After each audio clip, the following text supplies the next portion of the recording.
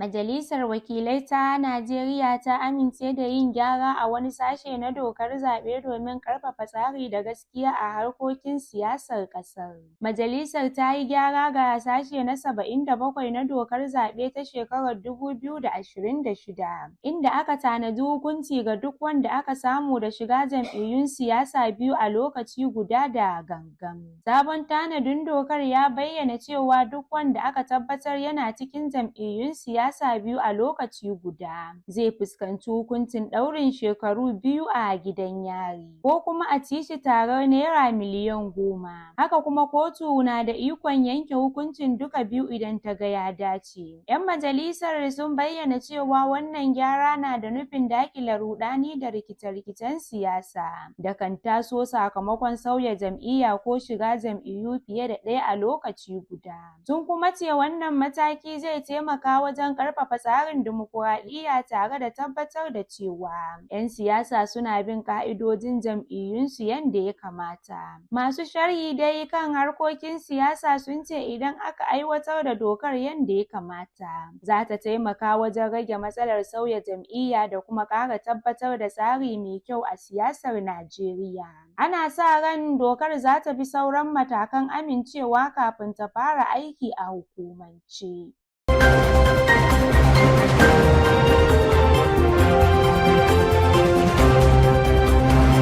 Majalisar Ɗinkin Duniya ta yi gargaɗin cewa yaƙin da ake ƙara tsananta a yankin Gabas ta Tsakiya na matuƙar shafar ayyukan jin ƙai a sassa daban-daban na duniya. Babban jami'in kula da ayyukan jin ƙai na MDD Tom Fletcher ya bayyana cewa rikicin na sa tallafin jin ƙai da ake kaiwa wasu yankuna na duniya yana fuskantar tsaiko da ƙarancin kayan agaji. A ɓangaren rikicin kuwa, Iran ta sanar da rufe mashigin ruwan Hormuz, wanda ke da muhimmanci wajen jigilar man fetur da iskar gas daga kasashen yankin. Rahotanni sun ce wasu jiragen ruwa da suka yi kokarin bi ta mashigin sun fuskanci hare-haren makamai masu linzami, lamarin da ya biyo bayan rikicin da ya barke tsakanin Amurka da Isra'ila da kuma Iran. Har ila yau an ruwaito cewa Iran ta harba makamai zuwa wasu wurare ciki har da filin jirgin sama da ke Dubai a haɗaɗɗiyar daular Larabawa, tare da gargaɗin cewa duk wani jirgin ruwa da ke da alaƙa da ƙasashen da ke kai mata farmaki ba zai wuce ta mashigin ruwan Hormuz ba.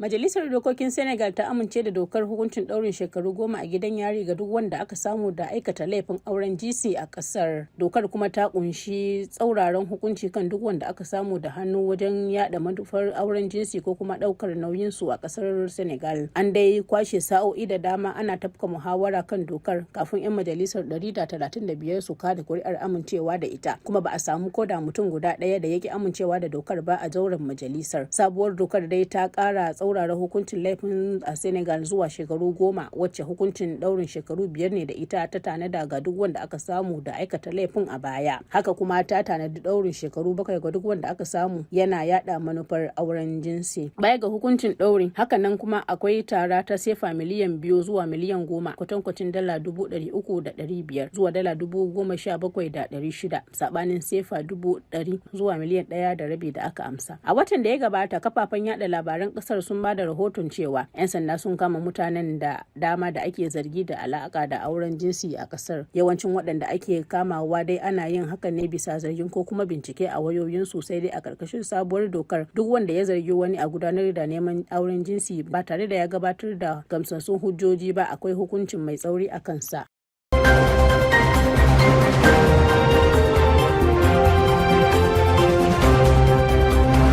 Akalla mutane 17 ne suka rasa rayukansu bayan wani hari da jirgi maras matuki ya kai kan wata makaranta da kuma cibiyar kula da lafiya a kudancin kasar Sudan. Rahotanni sun nuna cewa yawancin waɗanda suka mutu ɗalibai mata ne, yayin da kimanin mutane 10 suka jikkata sakamakon harin. Ana zargin mayakan rundunar Rapid Support Forces (RSF) da kai harin. Babban jami'in kula da harkokin lafiya na jihar White Nile State ya tabbatar da faruwar lamarin. Ukraine. Rikicin ƙasar Sudan ya faru ne tun watan Afrilu na shekarar 2023 bayan barkewar fada tsakanin sojojin gwamnati da rundunar Rapid Support Forces. Tun daga lokacin rikici ya haddasa mummunan asarar rayuka da kuma raba miliyoyin mutane da mahallansu. Ƙididdigar United Nations ta nuna cewa fiye da mutane 40,000 ne suka mutu sakamakon yakin, yayin da wasu ƙungiyoyin agaji ke cewa adadin ya fi haka. Kazalika ana ci gaba da zargin ɓangarorin da ke rikici da aikata manyan laifukan yaƙi, ciki har da cin zarafin mata, kashe fararen hula ba gaira ba dalili, da kuma lalata muhimman wuraren jama'a kamar makarantu da cibiyoyin lafiya.